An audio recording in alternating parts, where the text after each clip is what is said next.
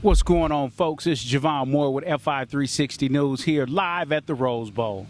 I just witnessed a shootout between the Utah Utes and the UCLA Bruins. Unfortunately, the Bruins came on the wrong end of that stick, losing 52-45 to the Utes. Everybody thought it was going to be a Williams that was going to rip it up for Utah, but it wasn't who we expected. Troy Williams did have an okay day, but the one who really made things happen was Joe Williams, the running back. He had 332 yards on 29 carries and 4 TDs. That's a bad man. He was eating up the UCLA defense. I'm not sure what was going on in the B gap, but that B gap was just wide open. Let's go into the press conference and hear what he had to say, as well as some of the other Utah players and the coach. O-line did a great job. This guy's a great back. He had a field day out there today, and I think it just all comes down to having fun and executing. That's what we did out there. We didn't have our heads down at any moment of the game, no matter what the score was. So at the end of the day, we play this game to have fun, and that's what we did today.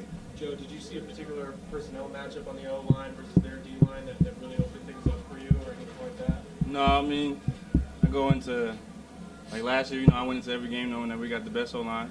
The first 2 games I was here, we got the best O-line. In these past 2 games, we got 5 grown men out there that, they could be in the NFL tomorrow. So, I give them all the praise, and I'm just, just proud to be running the ball behind them. What's it like to have that kind of a day, 332, I mean, Oh, it's not just me, it's the whole line. They help, boost my performance. Without them grinding, just getting to the second level, third level, them runs wouldn't have been 50, 60 yards. They'd have been 5, 10 yards. So, I'm so grateful for them to take them out to dinner this week. What's the mindset difference for you hitting some of those creases and some of those holes versus at the beginning of the year? Just having a different purpose,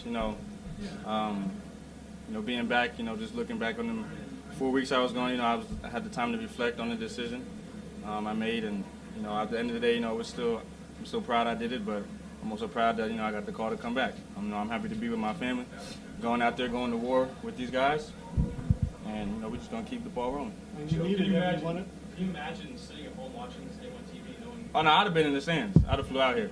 That's obviously not the case now.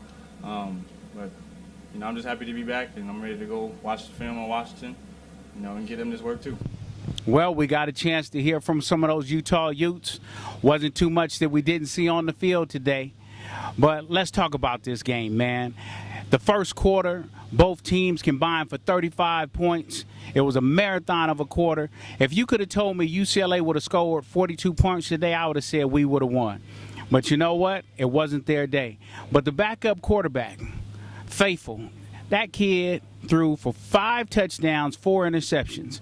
He threw 70 passes. He completed 40 of them. So that was the game plan today. Throw the ball, throw the ball, throw the ball. They used his athleticism to roll and move the pocket. Did some safe plays by hitting the tight ends and the running backs. But 40 completions, man, if he can eliminate some of those interceptions, he's going to go ahead and give UCLA some good things. So right now, the Utah Utes now move to 7-1. They're 4-1 in the conference. They face Washington next week. And ESPN Game Day supposed to be down there live if they won today. So we'll see if they make it down there to the Utes. It'll be good for the Pac-12. Let the Pac-12 get a little more respect, because you always see the SEC getting on TV. But now you're going to see the Pac-12 between an undefeated Washington team. And the storyline, you got Troy Williams, who's a bounce back. He left Washington from Coach Pete because he was originally recruited by Coach Sarkisian.